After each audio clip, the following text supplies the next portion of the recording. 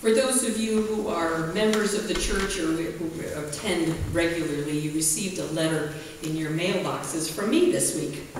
And there'll be another letter coming in this coming week from Greg Sawtell and the Stewardship Committee of our church, because it's time to think about our stewardship.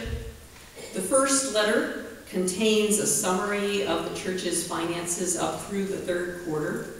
And the second letter will include a pledge card for your support commitment for the coming year. The Stewardship Committee's responsibilities include the whole range of stewardship, which is managing one's resources. And so it's managing the financial resources, the building resources, the land resource. And this fall, I'm going to take 5 Sundays to focus in a broad way on the stewardship principles of discipleship. How we can live like Jesus and follow Jesus in areas that guide our living and our giving. Giving of our time, our talents, our money, and our other resources. The series that I'll be following is based on a study that's titled Living Generously. It comes through the Reimagine group, and there's videos that go with it from Right Now Media.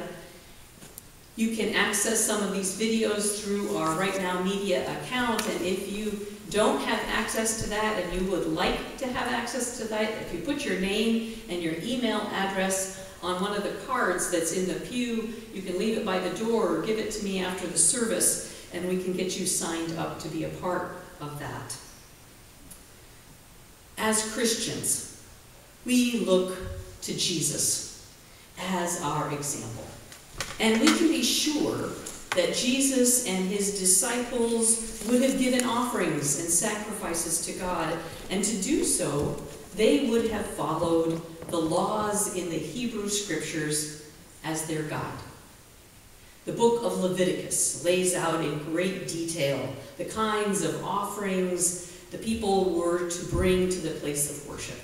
There were burnt offerings and meal offerings. There were sin offerings and peace offerings and fellowship offerings, and on it went. There were rules about these offerings.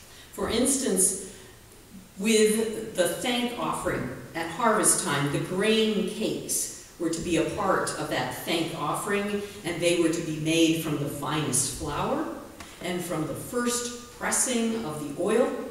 The grain needed to be taken from the first sheaf that was harvested out of the field and brought as an offering to the temple before any of the grain was eaten themselves.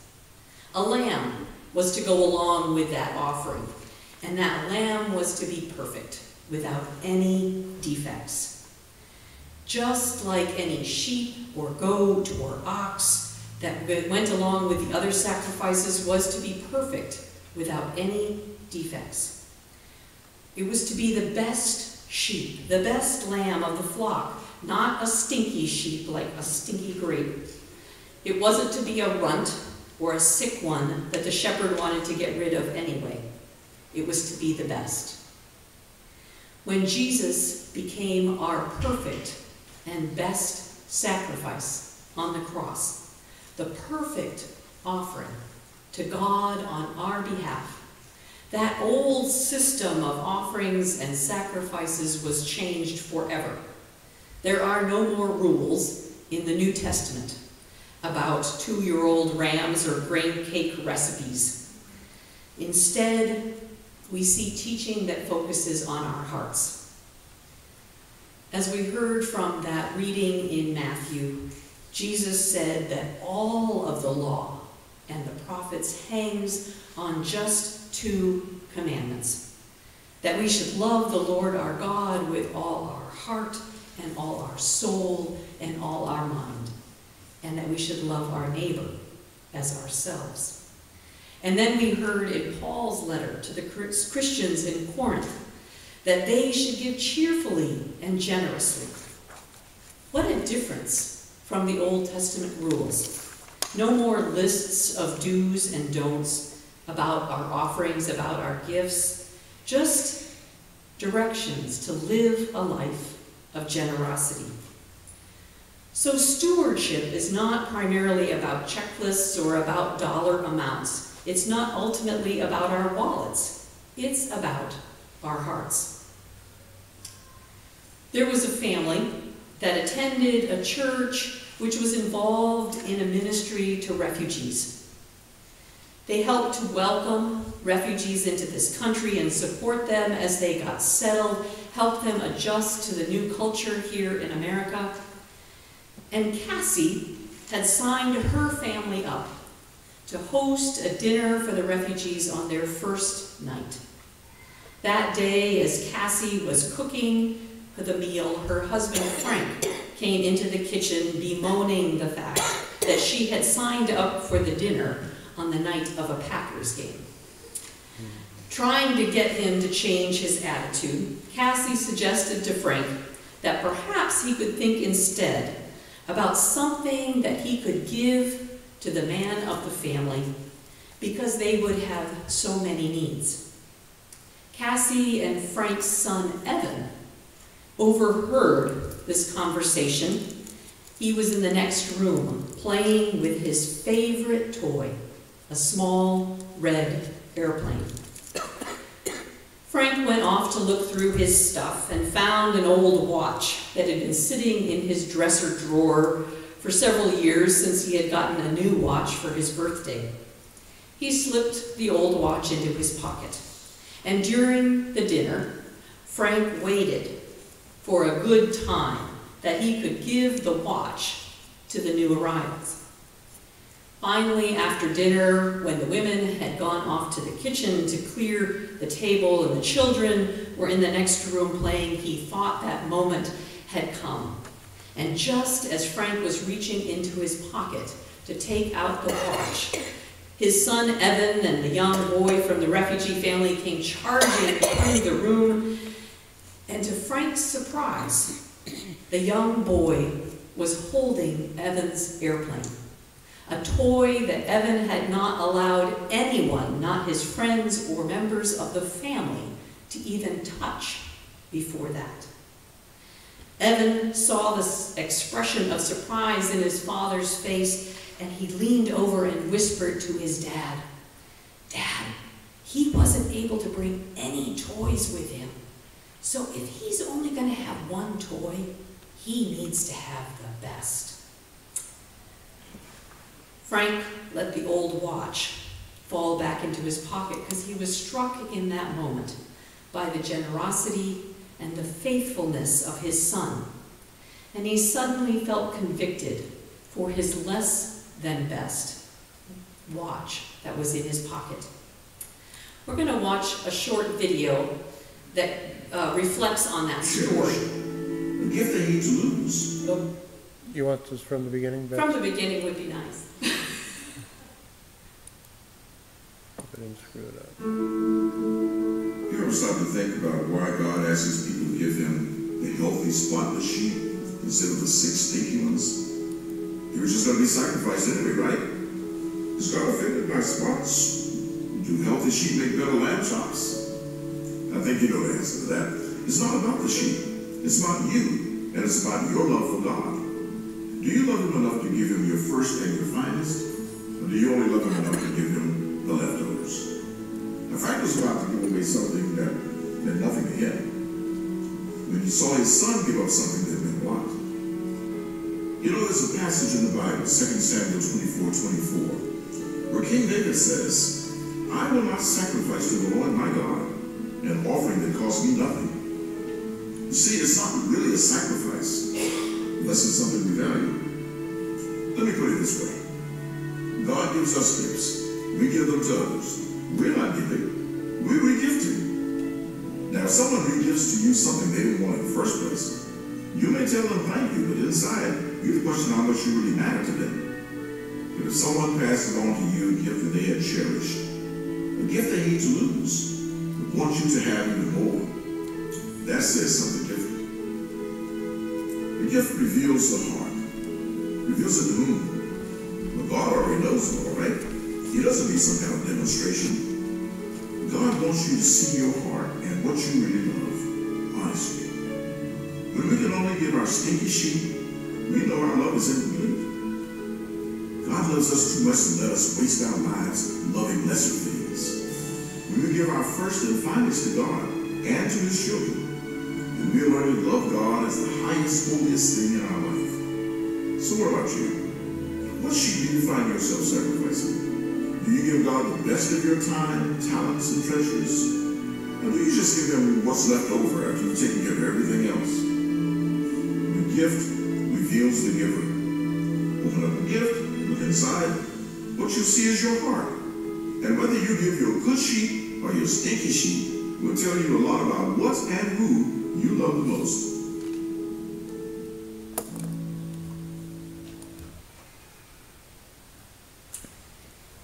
There are several different approaches to giving, and the Gray, who's the speaker in that video, mentions re-gifting as one of the approaches to giving. Re-gifting would be passing on something that you didn't want in the first place. And now I have to confess that I have sometimes re-gifted things. Re-gifting is not all bad. And in fact, sometimes re-gifting can be good when someone else needs something that I don't. Perhaps I already have one, and that person doesn't have one. Or perhaps it would go to waste because it's not my style, but it is just the style of my friend. So re-gifting can keep something that I don't want or need from being wasted. So what's the problem with re-gifting? In that video, Ray also refers to a story about King David from 2 Samuel chapter 24. At that time, a plague had come upon the people of Israel, and 70,000 people had died. You can imagine what a disaster that would have been for the people in that land. King David was in a large part responsible for that disaster because he had been feeling so confident in the power of his army and his people to defend themselves that he had decided he wanted to count all the people who would be eligible to fight in his army. He wanted to quantify his strength. But one of the prophets, a man named Gad, came to him with the message that the plague was a result of God not being pleased with David's attempt to measure his strength by counting numbers. That David was instead putting his trust in those numbers of his fighting men rather than his trust in God's strength. And so Gad said if David were to confess this and repent to God and would make a sin offering, he could stop the loss of life through that plague.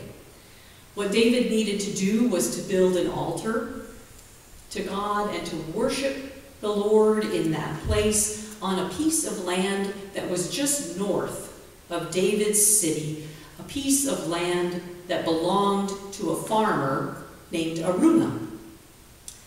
David did feel convicted in his heart, and so he went to do just what Gad had told him.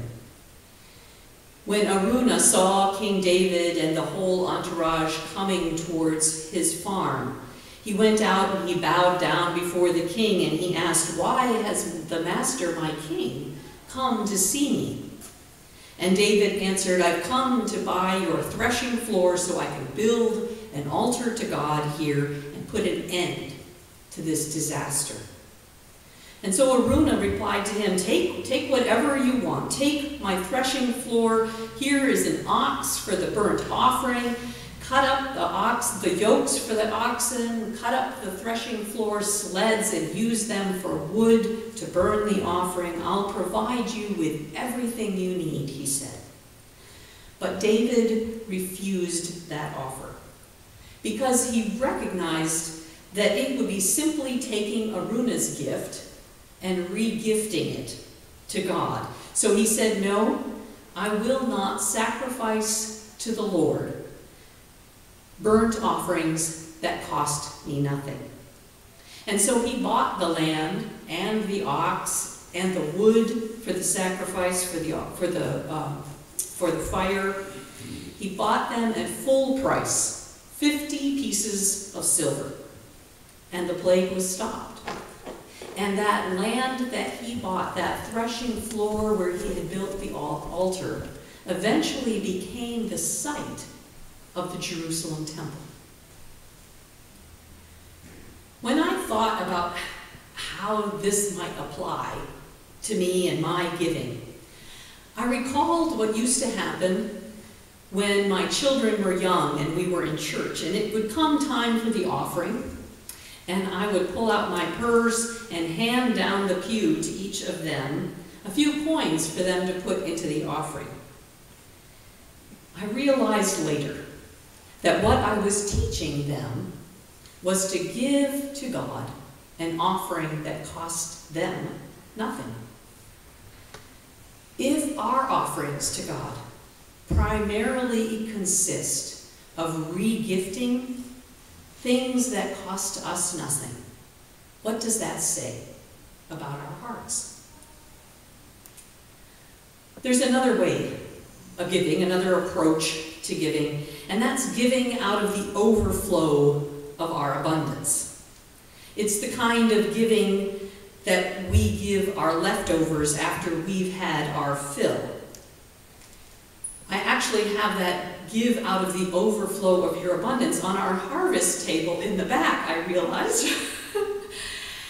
It's that giving when you've harvested all of your tomatoes and you've spent a whole day canning and freezing, and after your jars are all filled, you give a few to a friend and then you bring the runty leftovers for the harvest table at church. Again, like re-gifting, it's not all bad in itself. It prevents waste. It's sharing with another. And I want to make a note that some of the tomatoes I've seen on that harvest table are certainly not the leftovers. They are the best, probably the first picked out of somebody's garden. But if our giving to God primarily consists of giving that which is left over after everything else is taken care of, what does that say about our hearts or our ability to trust God? When David and I lived in India, there was a custom that often made us feel very awkward when we were invited to someone's house for dinner. When we would arrive, there would be a time of sharing and some appetizers. We would visit with our hosts. But when it came time for the main meal,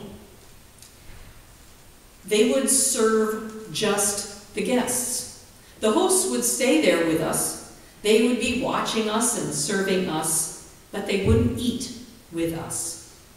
The hosts would eat later, perhaps after we were done, but sometimes not even until after we had left and gone home. And it seemed strange and awkward to us, but I thought later that it actually teaches a wonderful lesson. A lesson about making your guests such a priority that you would give them the first, the best, and you would wait and have the leftovers yourself. Maybe we can do that for God. Another approach to giving is finish line giving. It's the kind of giving when we give after we've reached our own goals. The I'll give when kind of giving. I'll give when I've paid off my car loan. I'll give of my talent when I've practiced enough to be perfect. I'll give of my time when I'm done caring for my family member. I'm in the middle of a project, so I'll give when I get done with that. Of course, you know the problem with that kind of giving. There's always something else. There's always another goal, another demand. It's especially hard in this culture to try to balance the demands of the American dream with our call to follow Christ. The American dream tells us that we should work hard and take initiative and be determined, and then we'll eventually achieve all of our goals. We'll achieve success and prosperity, and we cling to that dream. And many people postpone their giving until the day when they've made it big, when they've hit the jackpot, when they bring in that bumper crop. Then I will give. When I'm retired, when I'm rested, when I'm well. But Jesus modeled a different dream and a different way of giving. Jesus did not wait until his goals were reached. For while we were yet sinners, before we even recognized our need for him and for his gift of forgiveness and love, he gave his life. Jesus' dream was that we would not waste our lives loving lesser things, but that we would fully commit our lives to loving God. In that portion of the letter that we heard where Paul was writing to the church in Corinth, he was writing to them about an offering that they were collecting to send to the needy people in Jerusalem. Paul knew that the needs were great in Jerusalem. He also knew that the people in Corinth were not rich. They also struggled to make ends meet. But what he also knew was that the most important thing about this offering, about this gift of money that they were collecting, was not the amount that they would send. It was the love that motivated that gift, and it was the attitude of their hearts in the giving. He wanted their hearts to be so filled with love and gratitude to God that they gave willingly and joyfully and generously. If their gift showed that they truly loved God, it would bring a response back of praise and thanks to God. It would be a reflection of the God whose goodness spilled over onto all people, and his generosity that prompted our giving to begin with. This past year, I have been amazed many times by the way in which your generosity with time and talent and gifts has raised up thanks to God and has shown your love for God. But it's important for us at regular times to examine our hearts and to consider where are our hearts today. Does your heart take joy in opportunities to honor God through giving? Or does it search through a dusty drawer and leftovers to find what it will give to God? We all have resources that we are stewarding. We steward our time, our talents, our resources of money, of food, and all sorts of things. And how we give reflects our hearts and our relationship with God. As it said in the video, the gift reveals the giver. So this week, I invite you to pray and ask God to reveal your heart. Are you giving to God your first and your best? Are you making God your priority in life? How can you better express your love for Jesus? Ask God to show you the ways in which you can love him first and best. And then watch God work in you and through you to his glory. Amen.